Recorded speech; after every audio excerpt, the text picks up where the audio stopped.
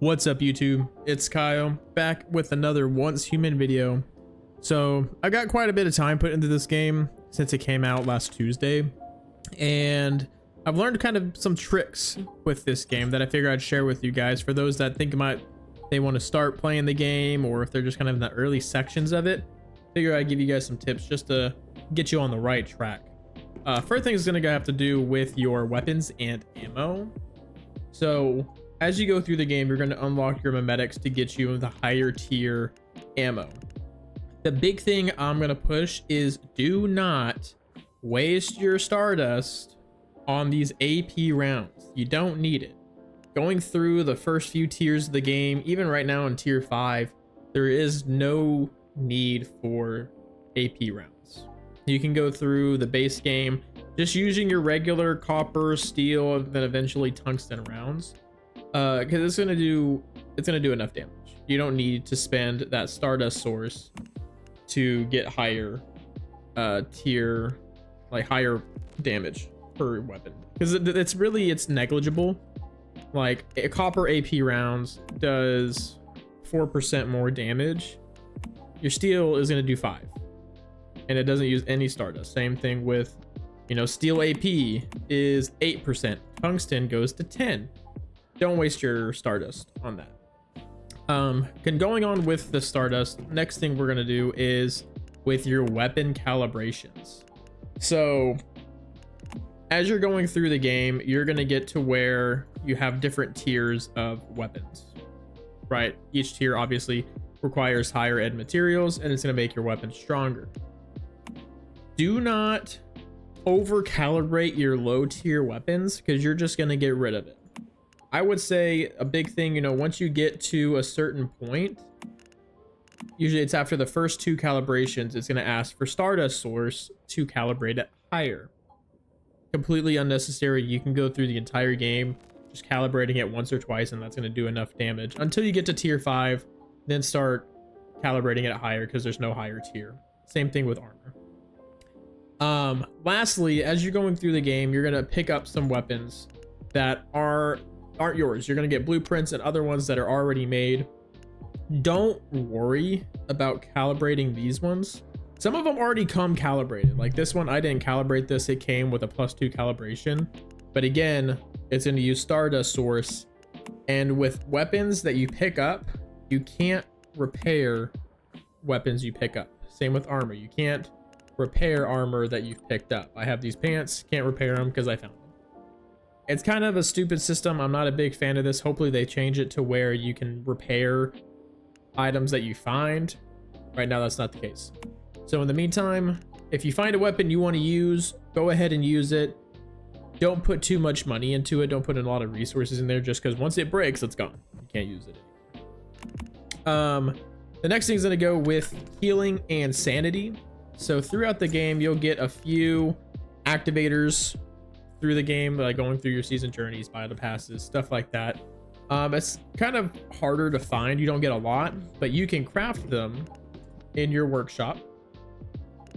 You can craft activators, and there's different tiers, long lasting, so it does heals you over time, faster cooldowns, stuff like that, which are nice. And then you'll also get things to lower your sanity, which on the bottom of my health bar there, you'll see that little dark part of it is me losing sanity, and that'll get it to where I have less max health, which is not that great, right? So you go to an area that's heavy in Stardust pollution, I'm losing all that max health, right?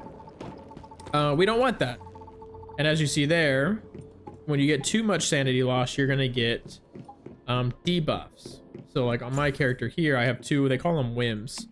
I have Innsmouth Shade, which I swim faster, but my hydration depletes rapidly. When I attack enemies with shock, it does more damage, and stability decreases by 30% for 3 seconds. So some of them can be pretty nice. So like that's a pretty good one for me. I would keep that if I could. You get that shock damage, but there are ways you can keep them also. Kind of like in Fallout 76 with radiation defects, is kind of the same thing. But you're not going to want to keep that sanity bar down like that all the way. So there's different ways you can fix that. One is by making sanity gummies. That'll decrease your sanity by 500. That'll heal you back up. There's other foods that do that, like the fruit teas and the grilled mushrooms. That'll also decrease sanity. So those are sometimes nice to make for, you know, decreasing that sanity, keeping them on you. What I do is I use this little deviation guy right here, the Festering Jill, my little slime buddy. And what he does is when I put him out, he will heal you and everybody around you. Decrease that sanity, heal your health back up, and then you can use them as a little barricade to cover yourself. And it's really nice because once you're all healed up, you can call him back in and he'll start recuperating for a faster cooldown time. You don't have to use them all like through their entire setup. That's what I like to use. He's very strong. I use him all the time when farming enemies and just healing back up without having to use any resources. The next thing I'm going to go through is with one of the events that you can go through. There is an event that spawns that's called a Cargo Scramble, and that one is really nice because it gives you a really nice resource that is called Sproutlets. And those Sproutlets, you can take that to a merchant in one of the towns, and then she'll sell you different materials, as well as you can get like legendary mods for different kinds of builds that you want to do. If you wanted to have a Frost Vortex build, burn build, anything like that, you can get mods specific for that. The only thing with that event is it does turn into a PvP event. So here's that NPC right here. You can get controllers for whenever you finish bosses. You can get those.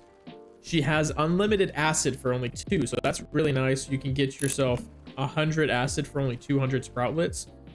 Usually on average I'll get about 500 or so Sproutlets per event. You can also get some Stardust Source. You don't really get very much with that, 54 for 300, but these ones are the really nice things. So you'll get legendary mods for weapon and armor. So I got a couple for my Power Surge and then a couple for Frost Vortex. I tried to run that, didn't really work well. But again, like I said, it is a PvP event, so there'll be like a little jellyfish like the one that she has on her. It'll target somebody, and once it's on your head, you got to feed it by hunting down the other metas that are in that area. It's got a timer on there. When you down somebody, it's going to heal it up, and then it gives you those Sproutlets, which you can take back to her. Kind of going through with other merchants, there's this gentleman here, and he will sell different weapon attachments as well as Star Crumb crates, and you get that by spending the Stellar Planulas, which you get for completing side tasks like your side quests. So do your side quests. Super nice to be able to get some controllers and some really nice accessories as well as some Star Crumb. Now, you might be asking, what is Star Crumb? Star Crumb is a currency in this game that you use at a wish machine, which I actually got right here. So what a wish machine is, this is a couple different things. This will get you legendary gear for your builds. So there's a couple ways you can use this to get legendary gear. One is by doing the Make-A-Wish. It'll have you pick a kind of like a game mode, and they'll have specific jackpots for you to get from there, but it's mainly like an RNG gamble kind of thing. You know, you spend 500 Star Crumb per attempt, you'll get a gear like blueprint, you'll get an item, stuff like that. I honestly recommend to, when you hit G on here for blueprint shop, you can pick the item that you want. It costs a lot of Star Crumb up front, but I prefer to get the one that I want instead of gambling and potentially not getting the one I want. And what I would do as well, like trying to go through, you know, they'll have the different weapons that you can pick from.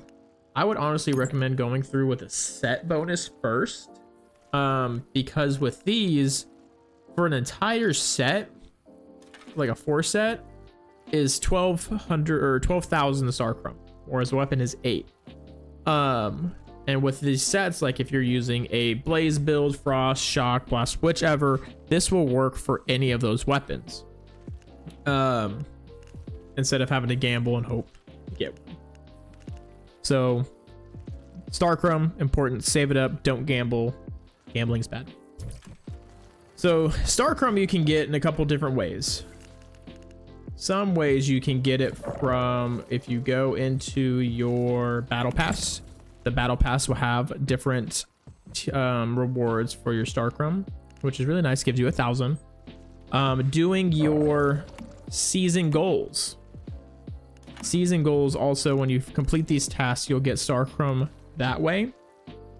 And then you can also get a little bit through your season journey, which you can find your season journey right here or hit J. Completing these will just have you kind of do little tutorial things and you'll get a little bit of Starcrum that way. Now, the last way, or there's a couple of different ways actually. There's another couple things. One way is you can do, once you get to end game, do what's called a Prime War, which actually people are doing right now. What this will do is, and it's an event that is with 40 other people, up to 40 other people, that has you fight a giant boss. That giant boss, super tough. You have to break its shield, and the only way to break it is with explosives. So, you know, you have to craft a rocket launcher, grenade launcher, put down different turrets, build around I forget what it's called. The little hub in the middle, you got to protect that. What I think, I haven't tested this out yet, but what I'm thinking is it might be easier to just make a lot of grenades, because one thing you'll see here, all I have to make really is mixed explosives for grenades. Mixed explosives are pretty easy to find. Not to grind acid, you can easily get water, charcoal, sulfur, all that stuff. But you can make a lot of them. Same with biomass missiles. You'll have to use kind of few on that, but they're really strong. Because otherwise you're gonna have to make RPG ammo and, you know, the grenades for your grenade launcher, which are really strong, but at the same time they use Stardust Source and portable mixed fuel, which is kind of a pain to get in abundance, where it's easy to make a grenade in bulk. It's also kind of tough with those Prime Wars. Unless you coordinate with a lot of people, it can be kind of tough. You know, a lot of people might not bring any explosives. They're just gonna shoot the boss. They're not gonna do any damage. Some people aren't gonna build. So if you're able to, I would coordinate with some people first before you go through the Prime War, because all the resources you use are gone if you fail. Like if you spend hours grinding materials to make explosives and you fail it, you just lost all that grinding for nothing. So definitely coordinate with people before trying that, but it is a nice consistent way to get Starcrum. The last thing for Starcrum is you can actually at your base make a resonant filter, which these you can spend your Eclipse vortexes that you get usually by, you know, clearing dungeons, fighting the elite enemies, stuff like that. And when you use that, it'll kind of go through like it'll send out waves of enemies for you to fight. And once you finish that, it's going to give you, you know, your Starcrum back. Only thing with this is you have a limit of 40 purifications per week. So like if I wanted to do these tier 2 vortexes, you only can do 40 of them at a time, or 3,400 for that week. These ones will give you more. It's just more expensive in a sense, you know what I mean? So that's another way you can get some Starcrum to get yourself some legendary gear. And one last tip I'm going to give you guys is save your acid. Acid is such a big end game resource. You're going to use it for everything. Whenever you're crafting your aluminum, crafting your tungsten, if you're trying to make some explosives like those grenades for Prime Wars, you're going to need acid for that. It's going to be 5 per one of those, so that's a lot. Same with, you know, crafting batteries for, you know, if you're trying to do some drills, fridges, anything like that. That's all going to require acid, and quite a bit of it at that. So you can grind acid by just killing the deviant enemies in the towns. You can get them out that, going through and opening chests to get scrap, and then dismantling that will give you some. You can grind it as well in your base. If you create at home one of these water pumps, it'll pick out polluted water, And then with that polluted water, you have to go and take it to a water filter. And then with that water filter, you're going to get impure acid. And then once you have impure acid, you take it to a brewing barrel. And then from there, every 10 impure acid will give you 1 acid. And it takes 20 minutes for that. So that one is a very time consuming process, but it is kind of just, you do it for a little bit. It's kind of in the back of your mind. You don't have to worry about it. But as you're going through the game, you're going to notice as you level up, you get mimetic specializations. There are 2 specializations that are super nice for acid. One of them allows you to use sulfur and energy links to create acid from that. That is the best one. If you pop that up in your specialization, pick that because it's going to help you so much in the end game. And the second one is called Art of Stardust Decay. So this kind of does that same thing to craft acid, but it uses your Stardust source. So, you know, I can craft about 99 acid with almost 400 Stardust source.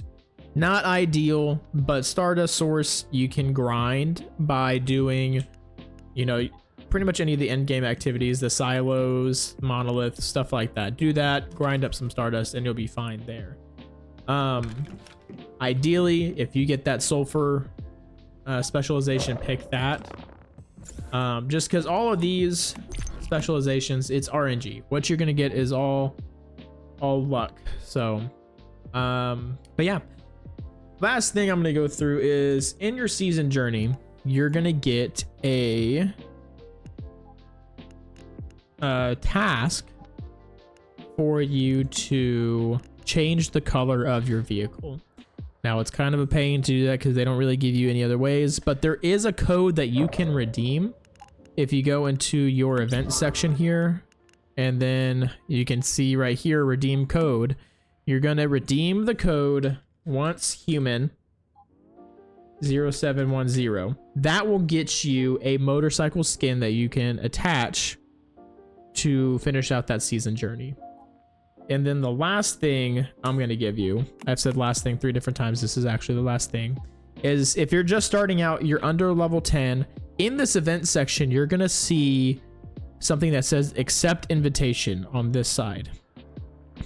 When you click on that, if you enter the code YQ1500155450, that is my friend code. And with that, you will get yourself a gold scar to help you out through the game. So when you accept that, get that gold scar and get going. That's going to be about all the tips that I have for you guys today. I kind of rambled on a little bit. I didn't make a script or anything with this. Just kind of some stuff that came off the top of my head. But if you guys like this video, give me a like, subscribe to the channel. I'm hoping to make some more Once Human videos. If you want to see some more Once Human, let me know what you want to see in the comments below, and I'll get you next time. Thanks, guys.